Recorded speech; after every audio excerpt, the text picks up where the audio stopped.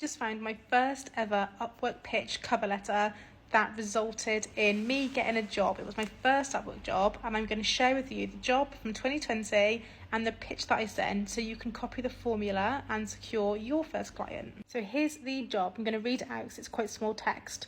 So there's someone's looking for copywriting for a number of blogs, and she says, I'm a copywriter who has just had a flurry of small writing projects and need an amazing writer to outsource a number of urgent blog writing tasks to.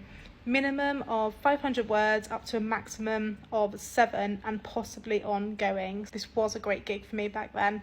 The project requires copywriting expertise, background in B2C, creativity and humour, familiarity with lifestyle writing. And then she says, in your proposal, please share a brief summary of your experience, your immediate availability and the copy you enjoy creating the most. Cracking job for a new freelancer. Let's look at how I responded. So my first impressions when I found this was like, oh wow, that's quite a long cover letter, because there were questions as well. So I wouldn't usually write this much now, but let's go through this anyway. Hello there, I'm new here, but I'm a published writer. That's a great start. So I'm already saying I'm new here, but it's kind of saying, while I'm new to Upwork, I've got this to offer. So find something that you can offer. I'm new here, but I've got experience of 5 years. Employed in a marketing agency, or I'm new here but I've loved writing since I was 8 years old, whatever the but is. Firstly, congratulations on receiving a flurry of small writing projects. I would love to write some for you and I'm ready to start when you are. This is great because rather than going straight into how good I am, I've just said congratulations. So I've immediately made my pitch about them, which is nice for the client because it shows I've listened to or I've read and taken in what was written in her job description, and I've just come back with her first said congratulations. It's just positive and nice. In the job details, you asked for an experienced copywriter with a background in B2C, someone with creativity and humour and a familiarity in lifestyle writing. Well, here I am. So I'm basically saying I can do all of those things. I am published in the national newspaper, The Guardian, so that supports immediately that I can write well enough for a national newspaper to publish me. This was actually part of a uni assignment that got me published there. Writing corporate blogs was a part of my job as a digital marketeer. Now that is true, but it was B2B, and I only ever wrote for the agency I worked for. I didn't write for the client or anything. So I feel like I stretched that experience a little bit. Like not a single lie has been told, but I've been a bit like glass half full with it, and that's exactly how you should be when you're pitching and when you're new to freelancing. Cause like you've got like a bit of imposter syndrome. I had a bit of imposter syndrome, but there was nothing wrong with that. It's completely true. You've really got to make the most of the experience you've got, especially in the early days. I go on to say, I have shared some relevant copywriting examples with you in the proposal. Take a look at my answer to your question.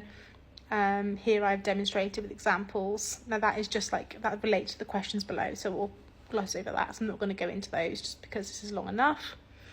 As you can see from my profile, I am new, so again, going back to that concept of being new and given her reasons not to worry about it. But if you read my work, I don't think my Upwork experience will deter you from hiring me. Quite bold, to be honest, but okay. I would also love to build a long-lasting relationship with you, especially as this one task could turn into 7 and ongoing work. That's lovely. So it's just reiterating that I would be interested in that long-term partnership. So if this goes well for her, she's going to have someone to rely on long-term, which is kind of what she wanted. I've placed a bid for $15 for one 500-word blog, including 1 round of amendments. That's very good scoping of a project. You're saying how much you're going to pay, what's going to be delivered, 500 words, and there's only going to be 1 round of amendments. Now, when I wrote that, I would have had a slightly different scope in mind. I would have been happy to perhaps write to 700 words, and I would have been secretly happy to give 2 rounds of amendments, but I didn't tell the client that because I want to control the project. I say again, I'm ready to write as soon as you send the brief. And then at the bottom here, I've just written some nice content about me. So you can see we're like 3/4 of the way through this pitch before I've really started to talk about myself. I would not even include this in the proposal now, but I did then, so that's fine. I said I spend my days cycling and my evenings relaxing, using social media or writing. Actually, this is well timed because I need to start a new project. I'm currently waiting to see if a piece of writing I sent off will win a contest. That is true, and I was a finalist. And then I say 11 days and counting to go. That's utter waffle. I don't know why I told her that, but I did. I guess what is nice about it is getting some personality across. Finally, you asked what I like to write about the most. A good question. I love to write pieces that are warm and wholesome. I also try to find the joy in small things. My published piece, Mum's Sunday Dinner, is a perfect example of this. And then I linked her to a post that was published in The Guardian. I look forward to seeing your brief, and I assure you, you can trust me with this one. So it's quite confident, that pitch, actually. Like I said, a little bit too long, but you can see the formula. A greeting, a reason for them to read your proposal, like I know I'm new, but congratulations, making the pitch about them. And then a couple sections like proving I can do what I say I can do, so referring to past experience or linking to published writings in The Guardian or whatever you've got that's similar. And then really just ending with a nice kind of wholesome sign off. That's all you need to do.